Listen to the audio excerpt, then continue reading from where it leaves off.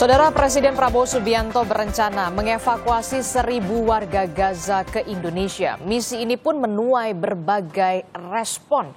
Pasalnya, siapkah pemerintah Indonesia menampung warga Gaza yang terluka? Apa saja yang harus diperhatikan? Kita akan bahas bersama dengan sejumlah narasumber yang sudah hadir ke studio. Sudah ada praktisi dan juga pengajar hubungan internasional, sekaligus pendiri Lembaga Penelitian dan Pelatihan Independen Sembarji Polisis. Sudah ada Mbak Dina Prapto Raharja. Selamat pagi, Mbak Dina. Selamat pagi. Ya, kemudian juga melalui sambungan daring sudah ada anggota Komisi 1 DPR RI dari fraksi PKS, sudah ada Pak Sukamta. Selamat pagi, Assalamualaikum Pak Sukamta. Selamat pagi, Waalaikumsalam warahmatullahi wabarakatuh. Iya, kami sebenarnya sudah berusaha sedari malam hingga pagi hari ini untuk menghubungi pihak dari pemerintah. Dalam hal ini adalah Kementerian Luar Negeri melalui juga juru bicaranya, termasuk juga juru bicara kepresidenan, tapi kemudian belum mendapatkan respon ataupun tanggapan. Tapi tidak apa, kita dialog dulu di pagi hari ini bersama dengan Mbak Dina dan juga Pak Sukamta. Ini saya ke Mbak Dina dulu. Mbak Dina, ini kan pernyataan yang ya kita lihat Pak Prabowo mengedepankan mungkin karena kemanusiaan. Tapi kemudian yang jadi pertanyaan, apakah mungkin ini terrealisasi? Oke, dimensi kemanusiaan memang satu faktor yang penting untuk jadi perhatian, bukan hanya Indonesia tapi dunia. Karena itu yang memang missing ya dalam perhatian dunia saat ini. Tapi kita perlu lihat bahwa di Timur Tengah sendiri proses negosiasi itu benar-benar belum menuju konvergensi, belum mengerucut ke satu hal yang akhirnya bisa ada titik temu. Masih deadlock? Masih deadlock.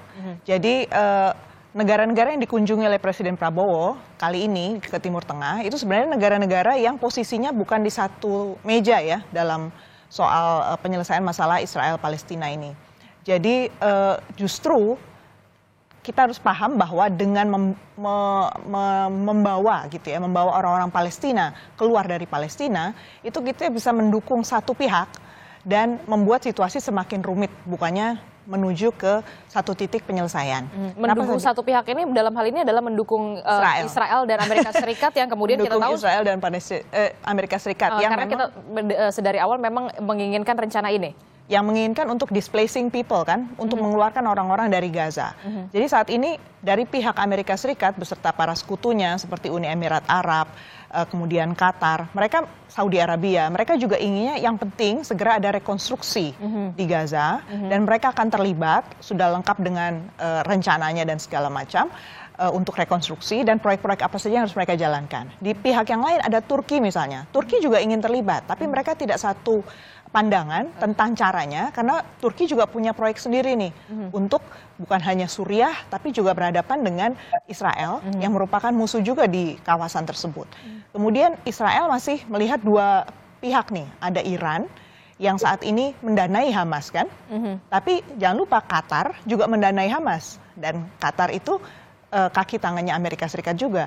Jadi kalau dilihat dari situasinya, Israel ini kan kuncinya satu, dia nggak mau mengakui Palestina, hanya ada satu negara saja.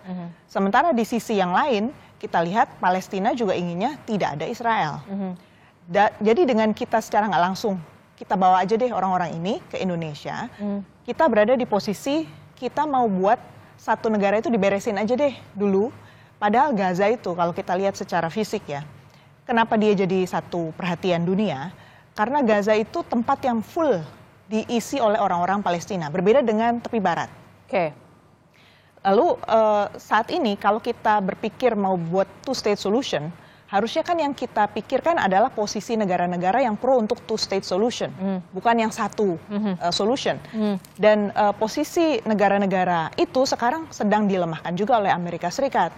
Gitu. Jadi kalau kita masuk di momen seperti ini hanya berpikirnya soal kemanusiaan, itu kita miss di gambar besarnya. Belum lagi kalau kita bicara soal teknisnya ya, teknis untuk membawa orang dari Palestina sampai ke sini itu ya. Oke, kalau sebelum kita membahas teknis, itu artinya ya kita apresiasi juga apa yang dilakukan atau diungkapkan oleh Pak Prabowo demi kemanusiaan. Kemudian warga Gaza yang terluka, begitu ya. Dan juga tadi saya sempat mendengar juga syaratnya harus disetujui oleh semua pihak.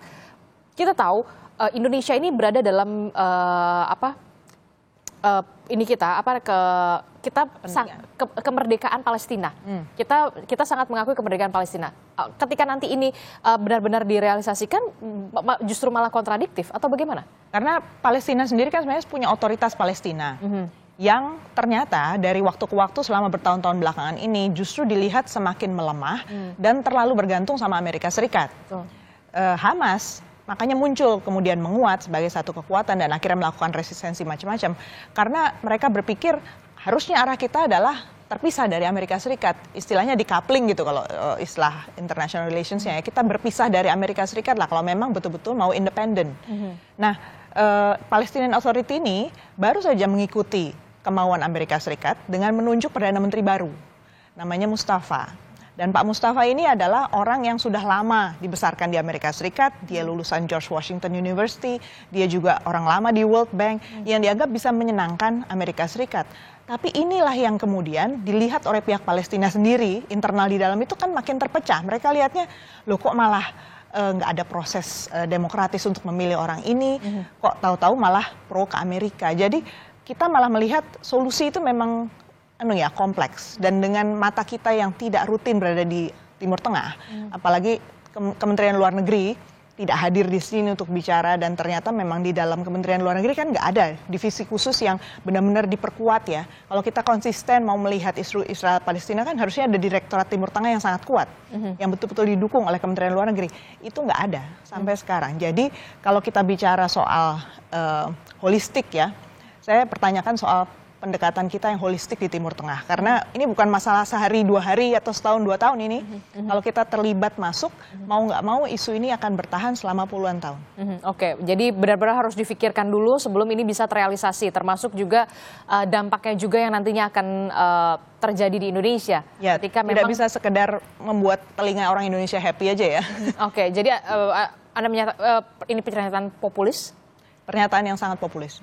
Oke, saya ke Pak Sukamta. Pak Sukamta, dari Komisi 1 DPR sendiri, Anda sebagai dan teman-teman sebagai mitra dari Kementerian Luar Negeri dan sudah mendengar bagaimana pernyataan dari Pak Prabowo, respon DPR sendiri bagaimana? Apakah mendukung atau justru kemudian nanti dulu, kita kaji dulu seperti apa nanti ke depannya, bagaimana mekanismenya dan nanti dampaknya seperti apa untuk Indonesia, Pak Sukamta? Baik, terima kasih.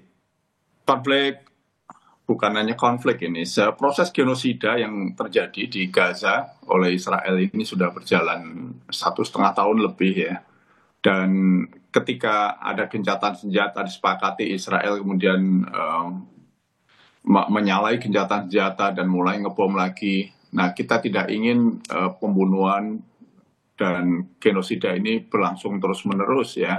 Nah, ini perlu terobosan dan banyak negara yang selama ini negara-negara ini bersikap diam, idle. Nah, perlu ada satu pihak yang memang membuat terobosan, membuat langkah-langkah yang harapannya langkah-langkah ini kemudian mendapat perhatian dan makin signifikan. Itu satu poin. Nah, yang kedua adalah penduduk Gaza yang sekarang ini mulai dibom kembali, ini penduduk yang kembali dari tempat-tempat pengungsian ke rumah-rumahnya, ke wilayah-wilayahnya. Dan kita tahu rumah-rumahnya sudah rata dengan tanah. Nah, sementara infrastruktur semuanya dihancurkan oleh Israel, termasuk infrastruktur kesehatan, fasilitas sosial, sekolah, dan seterusnya. Nah, ini satu sisi yang lain. Saya bisa membayangkan ketika mereka kehidupannya terancam karena bom terus dijatuhkan tiap hari, sementara mereka berada di rumahnya yang sudah hancur, tidak lagi berbentuk rumah, tidak lagi di pengungsian. Ini kalau dibebani lagi dengan anggota keluarga yang kakinya putus, yang tangannya putus, yang badannya terluka oleh bom, anak-anak yatim, nah ini akan menjadi penderitaan yang sangat luar biasa. Nah, sehingga apa yang dilakukan oleh Presiden untuk melakukan diplomasi, untuk mengevakuasi orang-orang yang terluka ya. Beda dengan proposalnya Presiden Trump yang ingin mengosongkan jalur Gaza dari penduduk Palestina. Ini hanya untuk orang-orang yang terluka, orang-orang yatim piatu yang butuh perawatan dan seterusnya, dan nantinya akan dikembalikan ke sana. Bedanya, saya yakin bedanya Indonesia dengan Amerika adalah ini janjinya janji betulan. Peristiwa Nakba dulu dijanjikan penduduknya diungsikan, nanti Betul. boleh kembali, ternyata nggak boleh kembali. Pasti berbeda dengan janjinya Indonesia. Indonesia punya keinginan untuk membantu kemerdekaan bangsa Palestina. Kita juga punya pengalaman membantu pengungsi Vietnam dulu ketika mereka sedang perang. Kita tampung di Pulau Galang, terus kemudian begitu Vietnam damai dikembalikan. Kita masih punya PR menampung warga Rohingya yang sampai hari ini belum selesai konfliknya. Nah, jadi kita punya track record sebetulnya soal ini. Jadi, Tapi kan ini di Indonesia saja begitu ya, ketika Rohingya ini ada di Aceh dan juga beberapa wilayah di Indonesia saja ini aja belum selesai. Bagaimana kemudian kemudian negara harus hadir juga untuk bisa memikirkan soal ini begitu nanti untuk dampaknya ke depannya. Indonesia cukup besar. Kalau kita mau menjadi pemimpin, saya kira kita memang harus mengambil inisiatif. Kalau kita nggak mau jadi pemimpin, kita menarik diri semuanya, ya sudah, kita akan berada di dalam cangkang kita sendiri. Dan apa yang dilakukan oleh Pak Prabowo, saya kira ini inisiatif bagus. Indonesia punya rumah sakit, Kemhan punya rumah sakit besar yang barusan diresmikan beberapa waktu yang lalu oleh Presiden. Kapasitasnya besar, dokternya mumpuni, ini secara teknis memungkinkan sekali. Jadi, apa yang dilakukan Pak Presiden ini menurut saya tidak perlu dikhawatirkan. Dan sebetulnya proses evakuasi ini akan sangat rumit, akan sangat sulit karena Israel terus ngebomi. Tapi dengan Indonesia dengan dada tegak eksis masuk ke sana, itu akan memberikan sinyal kepada Israel bahwa we are here. Kami ada di sini loh. Kalian jangan nekat ngebom terus gitu. Jadi ini juga satu kode yang diberikan oleh pemerintah Indonesia yang dipimpin Pak Presiden Prabowo ini untuk kepada Israel, jangan mau semena-mena terus gitu. Saya kira ini seperti yang dilakukan oleh Pak Presiden Soeharto dulu waktu Serbia membantai warga Bosnia dengan membangun masjid di Bosnia. Ingin mengatakan Indonesia hadir di sini gitu. Tapi begini Pak Sukamta, kalau kemudian harus ada negara yang punya terobosan begitu ya.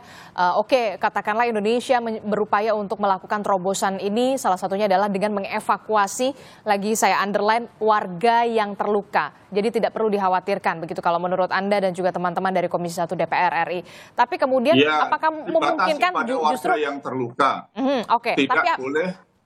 Tidak boleh warga yang masih kuat, yang ini warga yang masih kuat biarkan berjuang mempertahankan tanah airnya di sana. Tapi apakah kemudian tidak ada pemikiran terobosan, kenapa tidak Israelnya saja yang kemudian harus dibenahi dalam tanda kutip, dibawa ke peradilan internasional dan segala macamnya, karena memang sudah banyak kita lihat bukti bahwa banyak sekali genosida, pembantaian di sana di tanah Gaza begitu. Kenapa kemudian harus warga Palestina yang terpaksa diungsikan demi kemanusiaan, luka-luka begitu? Sebenarnya kita tahu mereka harus terusir juga dari tanah mereka sendiri begitu.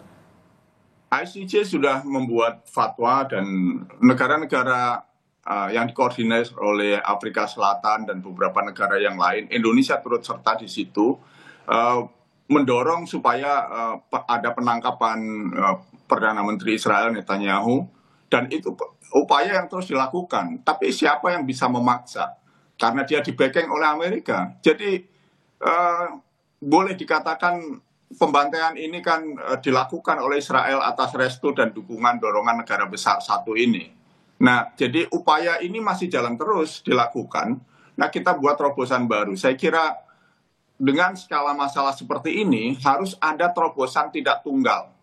Terobosannya harus multi road, ya, banyak jalan yang harus kita tempuh supaya akhirnya endingnya Israel mau menghentikan apa yang dilakukan sekarang ini, gencatan senjata dilakukan dan kemudian perdamaian dilakukan terjadi. Jadi Saya kira ini langkah kreatif yang harus kita kasih ruang, walaupun memang benar kita harus betul-betul memelototi supaya nanti tidak merembet kepada situasi yang lebih buruk bagi eksistensi Palestina itu sendiri. Oke, bagaimana respon Anda, Mbak Dina? Saya mau menyoroti poin tentang pentingnya Indonesia menjadi pemimpin dan memberi terobosan. Pak Sukamta, kalau kita bicara soal kepemimpinan dalam politik luar negeri, pertama-tama itu tentu resources-nya, baik itu orang, lembaga, badannya di dalam Kementerian Luar Negeri, kemudian mengikuti dinamikanya itu betul-betul harus lengkap, Pak. Karena kalau cuma separuh-separuh, itu artinya orang juga bisa membaca, Pak.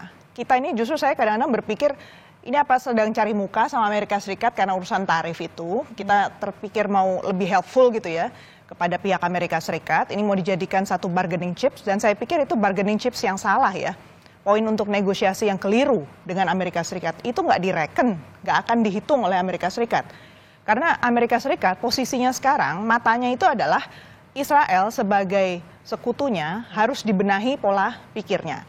Pola pikirnya Amerika Serikat saat ini, Donald Trump juga sudah mulai menjaga jarak dengan Netanyahu. Kemarin baru saja malam itu Netanyahu kan diterima di White House dan nggak dapat apapun dari Donald Trump. Tarif juga nggak ditarik, walaupun sudah dibilang ini sekutunya Amerika Serikat, tapi dia tetap nggak menarik. Lalu dia mau berhadapan langsung dengan Iran yang merupakan musuhnya si Israel sendiri tanpa mengajak Israel.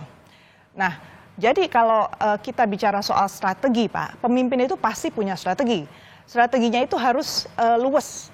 Kalau terlalu kelihatan telanjang, kita membantu saja, niatnya kita membantu, ya kalah kita dengan pemain-pemain Timur Tengah yang jelas cara bermainnya itu jauh lebih sophisticated. Mereka itu saling mengunci, Pak. Jadi tadi nggak bisa dibandingkan dengan Vietnam, Pak. Karena kalau kasus Vietnam, kita itu tetangga.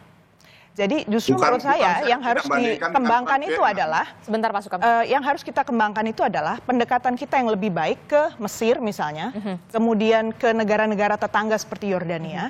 Bagaimana caranya rumah sakit Indonesia misalnya bisa ada di sana, dokter Indonesia beroperasi di sana untuk membantu yang sakit di sana. Jadi kalau memang niatnya membantu dari segi kemanusiaan saja, nggak perlu dibawa jauh ke Indonesia. Karena kalau dibawa jauh ke Indonesia, statusnya berubah menjadi displacement. Dan itu jelas masuk agendanya ke Amerika Serikat. Walaupun kita bilang apapun, Pak, ini masalah persepsi politik. Dan persepsi politiknya bukan milik orang Indonesia lagi, ini sudah milik orang Timur Tengah kalau dalam isu ini. Jadi sungguh-sungguh kita harus sensitif, Pak, dari isu politik ini. Nggak bisa kita anggap sepele, yang penting niat kita baik. Itu bukan seperti itu caranya kita bertindak di Timur Tengah. Oke, jadi seharusnya seperti apa yang harus dilakukan oleh pemerintah Indonesia ketika memang punya niat baik, ketika memang warga-warga yang terluka ini... Boleh saya menerangkan sebentar? Oke, silahkan Pak Sukamta. Iya, pertama soal struktur di Kemlu. Yang kita tahu di Kemlu itu sekarang ada Wamenlu yang khusus mengurusi soal Palestina. Oke. Ada presiden menunjuk wakil Menlu, dan wakil Menlu itu pasti punya organisasi di bawahnya yang sudah berjalan. Tugasnya khusus untuk memperkuat dorongan melalui diplomasi maupun jalur yang lain untuk mendorong kemerdekaan Palestina. Jadi itu satu gesture yang sangat bagus dari presiden, dan saya kira itu asumsi saja, juga Pak. bukan hanya gesture, tapi juga ada perubahan struktural di Kemlu. Itu yang perlu, saya kira Mbak Dina mestinya sudah paham itu. Sangat paham, Yang kedua, ini juga bukan bargaining chip soal tarif. Saya kira terlalu naif lah kalau Palestina jadikan bargaining chip soal tarif. Tarif ada jalannya sendiri, dan senang saya kalau Netanyahu keluar tangan kosong dari Washington. Mudah-mudahan Netanyahu segera terguling dan diadili di pengadilan internasional. Nah, soal bagaimana kita berperan, saya kira kita perlu memberi waktu. Indonesia sudah membangun rumah sakit di sana dan dihancurkan oleh Israel. Presiden waktu jadi Kemhan itu mengirim satu tim kesehatan yang sampai hari ini masih bertahan di sana. Jadi apa yang dilakukan ini hasil dari evaluasi lapangan yang sudah berjalan hampir 1 tahun ya atau lebih, dari tim yang dikirim oleh Pak Prabowo, tim kesehatan dari yang beliau bentuk waktu beliau menjadi Kemhan, dan ini diperkuat ketika menjadi presiden. Jadi langkah ini bukan langkah tiba-tiba, bukan langkah cari muka, juga bukan langkah sekedar lip service untuk menyenangkan satu dua pihak. Jadi mudah-mudahan kita berharap adalah nurani Pak Prabowo sebagai presiden. Saya percaya beliau tidak menjadikan persoalan Palestina ini sebagai komoditas politik. Jadi beliau pengen menyelesaikan. Kalau kita mendengar paparan beliau, omongan beliau soal Palestina, beliau betul-betul punya keberpihakan soal ini. Bahwa ada juga kekhawatiran, itu sangat dipahami. Makanya mari kita kritisi bareng-bareng. Kalau Vietnam tadi hanya analogi saya bahwa Indonesia punya pengalaman menampung pengungsi, tidak urusan politiknya. Nah, kita menangani pengungsi Palestina yang sakit, kita punya kesiapan secara teknis. Nanti kita dorong lagi untuk kembali ke negaranya, mestinya begitu. Jadi yang perlu di-underline adalah upaya evakuasi terhadap warga Palestina yang kemudian Gaza yang terluka. Begitu, ini yang harus di-underline dan dievakuasi terlebih dahulu. Sementara gelombang pertama 1.000, kemudian ketika sudah sembuh dan kondisi Gaza sudah memungkinkan, dikembalikan lagi. Sudah ada jaminan soal itu ya Pak? Indonesia tidak punya luxury untuk bermewah-mewah membuat anggaran yang besar ya. Oleh karena itu, kalau langkah ini diambil, itu berarti memang langkah yang serius dan emergensi sifatnya. Lalu bagaimana, apakah ini bisa benar-benar terrealisasi, termasuk juga bagaimana dampak ke depannya bagi Indonesia? Tapi jangan dijawab dulu Mbak Dina, tetaplah bersama kami di Sapa Indonesia Pagi, kami akan segera kembali.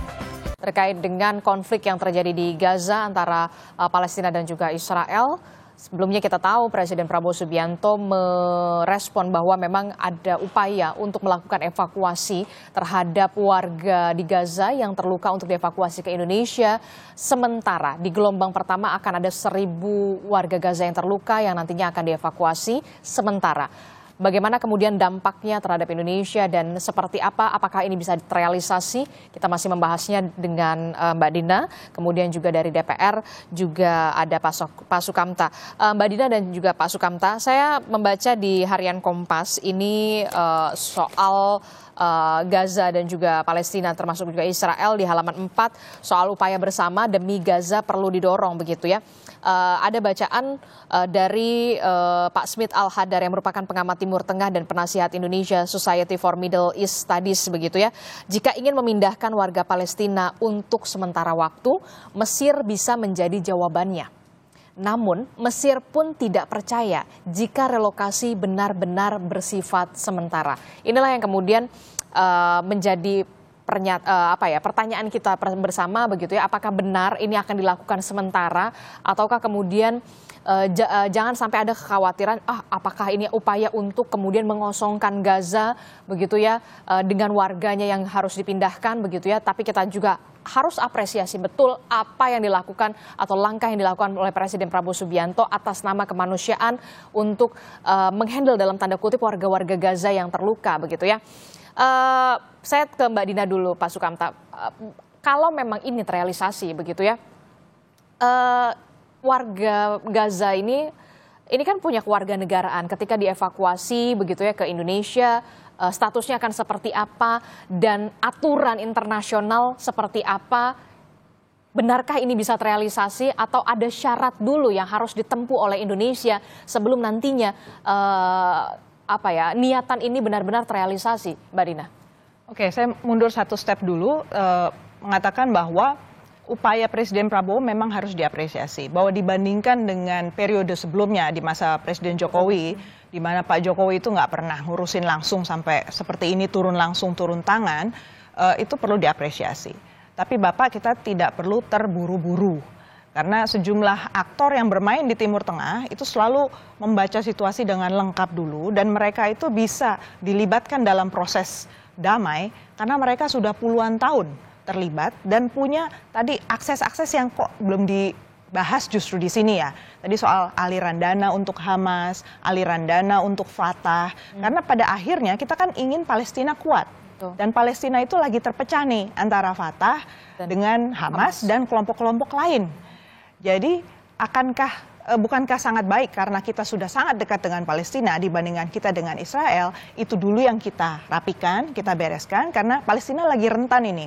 Berhadapan dengan pressure dari Amerika Serikat yang sudah mencabut UNRWA, sudah mencabut kantor di New York untuk Palestinian Authority, udah bikin segala macam hal, bikin dia bingung lah si Palestinian Authority. Harusnya kan kita di sana untuk mereka. Dan kalau soal teknisnya, memang kalau kita bawa orang keluar dari negaranya, itu statusnya udah displacement ya, udah melepaskan dia dari tempat di mana harusnya dia berada. Dan itu statusnya sudah refugees. Jadi nggak bisa sekedar bukan turis gitu loh, untuk turis medical gitu ya, berangkat ke Indonesia lalu sudah beres pulang lagi. Nggak seperti itu statusnya. Karena ini orang-orang yang dipersekusi di negaranya, bahkan tidak punya housing, tidak punya rumah, tidak punya pendidikan, tidak punya pekerjaan di daerahnya masing-masing. Jadi konsultasinya pertama-tama tentu harus dengan UNHCR ya. UNHCR, lembaga untuk penanganan pengungsi. Dan untuk menetapkan seseorang itu statusnya pengungsi, itu harus ada proses seleksi juga oleh si UNHCR itu. Dan dari pihak Indonesia juga akan dilihat apa saja yang akan disediakan selama orang itu berada di Indonesia. Kita tidak bisa membayangkan yang di bawah hanya yang sakit. Karena kalau yang sakit itu udah sangat parah gitu ya, pasti keluarganya ada yang ikut dong. Siapa yang mau bertanggung jawab nanti pada saat perawatan, pengobatan. Lalu orang-orang itu akan ditaruh di mana? Dan kalau dilihat dari ketentuan PBB, satu-satunya treaty yang mengatur soal refugee, perjanjian internasional mengatur refugee itu 1951 plus protokol 1967. Dan di situ jelaskan hak apa saja yang harus diberikan oleh negara yang menampung si refugee, sesementara apapun itu harus disediakan. Mulai dari rumah, makan, pekerjaan, pendidikan, dokumen untuk mereka travel, dan mereka harus travel bebas di dalam negara tersebut. Harus dijamin haknya untuk travel di situ, termasuk hak agama, hak sosial, pelayanan sosial. Jadi dia nggak bisa diperlakukan hanya sebagai orang sakit, hanya di rumah sakit lalu dipulangkan. Itu harus kita antisipasi kan, hal seperti itu. Makanya kita harus komunikasi betul dengan pihak UNHCR, plus juga harus memikirkan antisipasinya. Begitu kita masuk ke sistem seperti itu, ada presiden seperti itu, dan kita apalagi ternyata kalau UNHCR bilang, oh ini harus masuk ke konvensi 1951 nih, berarti menandatangani. Berarti Indonesia sampai sekarang tidak kita masuk nggak ratifikasi. Jadi kita nggak punya tanggung jawab. Yang penting kalau ada orang datang kemari sebagai pengungsi, kita tidak melempar mereka kembali karena status mereka persekusi kan, dipersekusi. Jadi nggak boleh di refoulement namanya, dikembalikan kembali. Nah, kalau kita udah nerima 1951 kita ratifikasi, artinya segala pengungsi dari segala dunia kita nggak boleh diskriminasi kan? Nggak boleh milih-milih? Nggak boleh pilih-pilih. Oh yang ini jangan deh, yang ini ya, kita boleh. cuma mau Palestina aja nih kasusnya, itu kasus khusus ya nggak bisa. Jadi implikasinya sekali lagi itu tentu harus dihitung ya.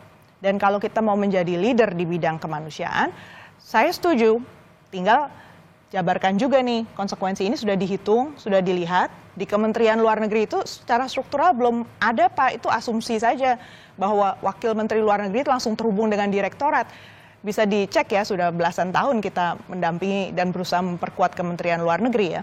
Jadi belum ada itu keterhubungan itu. Dan kalau dilihat Direktorat Timur Tengah di Kementerian Luar Negeri, fungsinya itu lebih membantu memperkuat hubungan bilateral. Jadi belum ada yang memegang khusus kasus Israel-Palestina ini untuk penanganan misalnya kemanusiaan. Belum konflik ada. Gaza dan Palestina. Atau konflik Gaza-Palestina belum ada.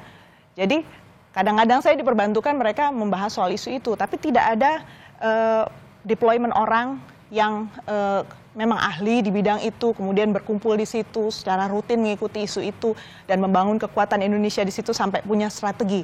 Sekali lagi, kita perlu strategi kalau di Timur Tengah. Betul-betul harus kuat karena kita berhadapan dengan major powers dan negara-negara yang memang relasi kawasannya itu kompleks betul. Oke, kalau dari aturan-aturannya internasional tadi sudah dijabarkan oleh Mbak Dina, menurut Anda Pak Sukamta, sanggupkah kemudian Indonesia sudah melihat aturan-aturan internasional, apalagi kita tidak termasuk ke dalam perjanjian itu ratifikasi tadi, ratifikasi 1951 itu tadi, Pak Sukamta? Ya, oke. Indonesia ini punya pengalaman cukup panjang soal pengungsi Palestina, bukan hanya pengungsi. Indonesia juga begitu konflik meletus, Pak Prabowo itu sejak jadi Menhan kemarin itu mengundang beberapa pemuda Palestina diberi ruang, berikan beasiswa untuk studi di Kemhan, di Universitas Pertahanan di Unhan. Dan itu jumlahnya cukup signifikan. Sampai hari ini masih pada belajar dengan janji nanti setelah selesai mereka kuliah, mereka kembali ke Gaza membangun negaranya. Jadi ini bukan pengalaman yang pertama sebetulnya Indonesia menampung warga-warga Palestina sesuai dengan situasi kondisinya.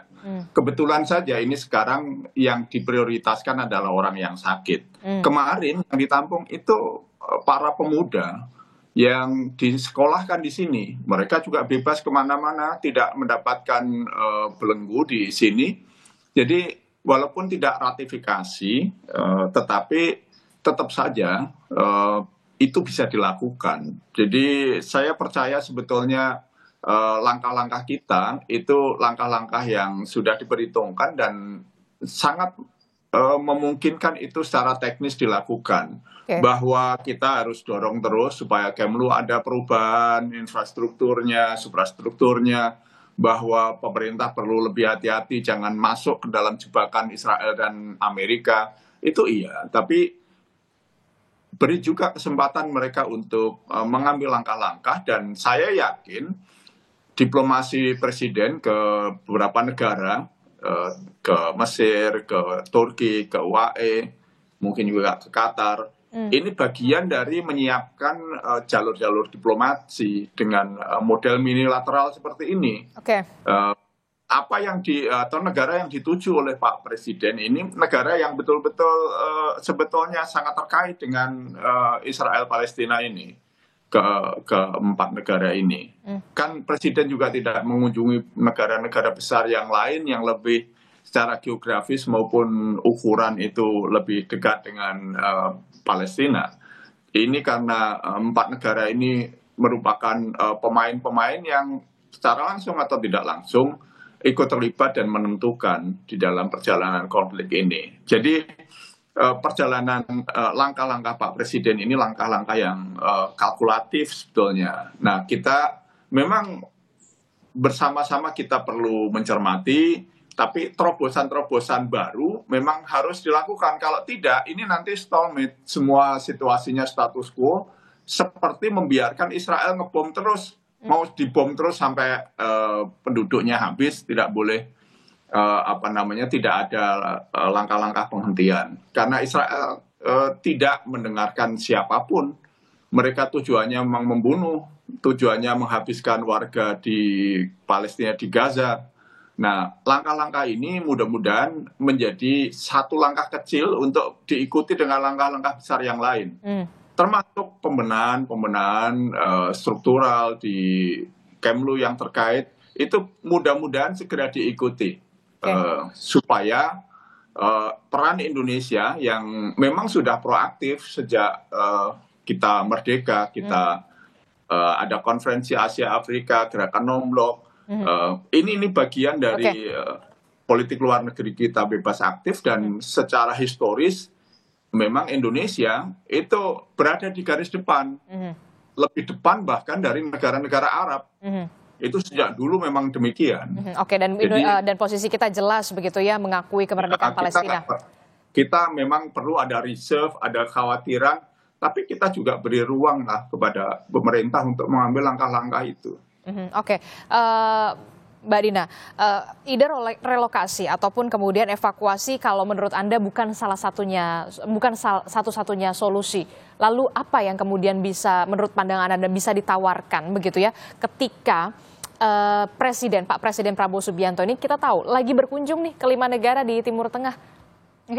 Karena menurut saya yang paling penting untuk masalah penguatan Palestina supaya mereka bisa berjuang untuk berhadapan dengan Israel. Israel ini kalau kita lihat ya, paling nggak selama Trump berkuasa, dia akan mengalami sejumlah hal yang cukup membuat dia limbung mungkin. Karena Donald Trump punya kepentingan untuk menarik kembali uang-uang Amerika, intinya gitu. Jadi kemungkinan besar pendekatan Trump 1 dengan Trump jilid 2 ini akan berbeda sedikit ke Israel. Tapi nggak bisa totally different. Jadi kita harus hati-hati juga mencermati si Donald Trump ini. Mungkin duitnya ditarik, tapi apa yang dikasih kita nggak tahu. Karena bagaimanapun juga Amerika Serikat punya kepentingan ini untuk memastikan uang kas negara di Amerika Serikat itu akan kembali besar. Amerika Serikat akan berjumpa dengan negara-negara besar di Timur Tengah.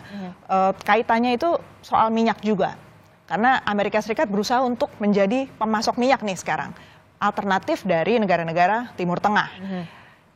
Indonesia tentu harus bisa melihat ya, membaca situasi seperti ini ke depannya. Karena efeknya ke Indonesia, kita udah net importer minyak. Itu salah satu hal.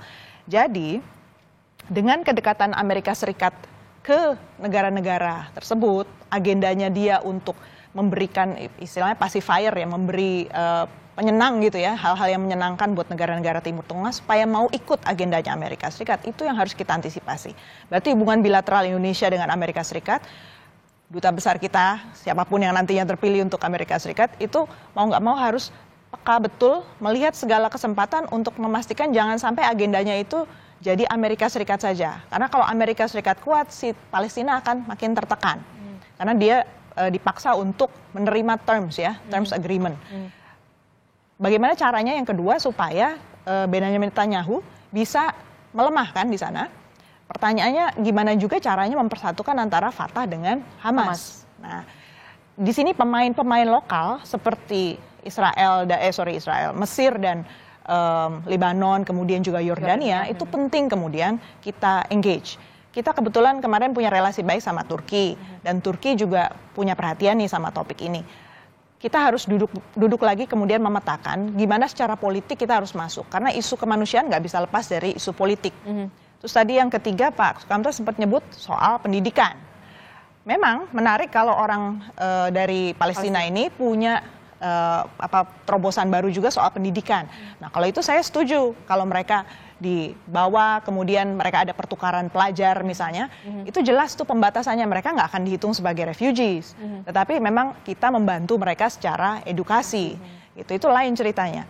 Dan pertanyaannya tinggal gimana caranya kita engage mereka selama mereka di sini supaya mereka juga bisa melihat nih reformasi yang diinginkan untuk Palestinian Authority itu cara-caranya seperti apa saja, baik militer maupun untuk masyarakat sipil. Jadi soft power lah Pak, kalau menurut saya yang perlu kita perkuat ke depannya, karena dan itu butuh waktu juga dari pihak Indonesia supaya orang kredibel, ngelihatnya kita tuh kredibel, bukan sekedar sesaat, bukan untuk etalase politik, tetapi memang betul-betul Indonesia invest betul untuk mengubah situasi di Timur Tengah. Oke, ketika ini memang benar terrealisasi dengan tadi Pak Sukamta sudah mengatakan sudah diperhitungkan ketika memang Pak Prabowo sudah menyatakan soal akan mengevakuasi warga Gaza, sudah diperhitungkan semuanya. Anggaplah ini sudah nanti akan terrealisasi. Apa dampaknya untuk Indonesia dan juga warga di sini? Saat pengetatan anggaran seperti sekarang di Indonesia, kita sedang efisiensi anggaran, tentu harus diantisipasi bahwa anggaran pemerintah akan ada juga yang beralih ke sana. Itu satu. Kemudian yang kedua, tadi kaitannya dengan relasi kita dengan Amerika Serikat. Itu kaitannya nanti dengan apalagi yang akan diminta Amerika Serikat. Saya kok masih merasa bahwa Amerika Serikat itu bukan jenis pihak, apalagi Donald Trump gitu ya, yang mudah diberi gula-gula kemudian sudah happy gitu. Kasih permen satu. Dia dikasih permen satu malah mintanya mungkin pabrik permennya gitu kan. Jadi itu yang harus kita hati-hati karena Indonesia sudah kelihatan sangat lunak sekarang terhadap Amerika Serikat. Kita bisa ditekan untuk lebih lagi membeli produk-produk Amerika Serikat yang sebenarnya Indonesia nggak butuhkan. Jadi implikasinya bisa ke arah ekonomi. Oke, terakhir Pak Sukamta, apa yang ingin Anda sampaikan soal konflik Gaza dan juga Palestina, antara Israel dan juga Palestina ini? Indonesia mengambil sikap untuk mengambil inisiatif untuk mengevakuasi warga Gaza, sekali lagi saya katakan yang terluka ya, untuk dievakuasi ke Indonesia. Ya, PR Palestina untuk menuju merdeka itu sangat banyak sekali. Seperti halnya PR Indonesia waktu mau merdeka tahun 45. Persatuan di dalam negeri itu PR besar. Saya kira Indonesia juga bisa berperan. Tadi Mbak Dina sudah menyampaikan. Kemudian persoalan yang lain sudah di depan mata. Nah, mudah-mudahan kita berharap langkah-langkah kemanusiaan ini itu bukan satu-satunya langkah dan bukan langkah yang pertama dan terakhir. Ya, ini perlu menjadi ruang untuk dunia, terutama yang berkonflik, itu untuk melihat bahwa bukan hanya negara Arab kok yang berperan ini, yang ingin konflik ini selesai gitu. Nah, setelah ini mudah-mudahan Indonesia bisa, setelah menunjukkan perannya, inisiatifnya ini, Indonesia bisa berperan lebih lanjut.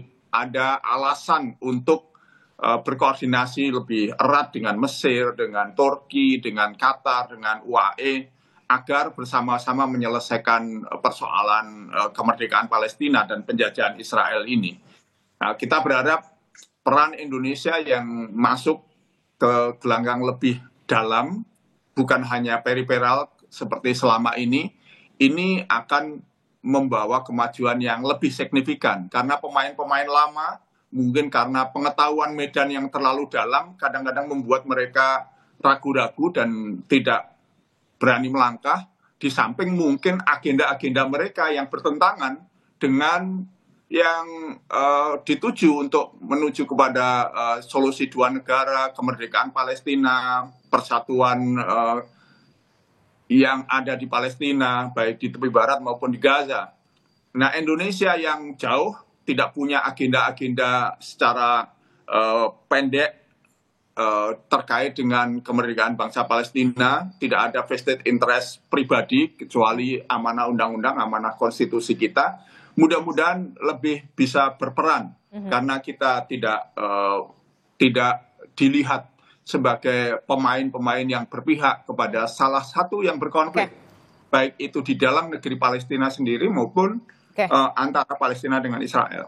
Oke, baik, kita akan tunggu bagaimana nanti hasil lawatan atau kunjungan kenegaraan dari Pak Presiden Prabowo Subianto ke 5 negara di Middle East, begitu ya, di Timur Tengah. Apakah nanti akan ada menghasilkan kemudian rekonstruksi soal Gaza yang melibatkan liga-liga Arab, nanti akan menghasilkan solusi yang benar-benar diimpikan oleh warga Gaza Palestina untuk bisa tinggal dengan aman, nyaman, dan juga layak. Terima kasih Pak Sukamta telah bergabung bersama kami, kemudian juga Mbak Dina, terima kasih telah bergabung bersama kami. Terima kasih.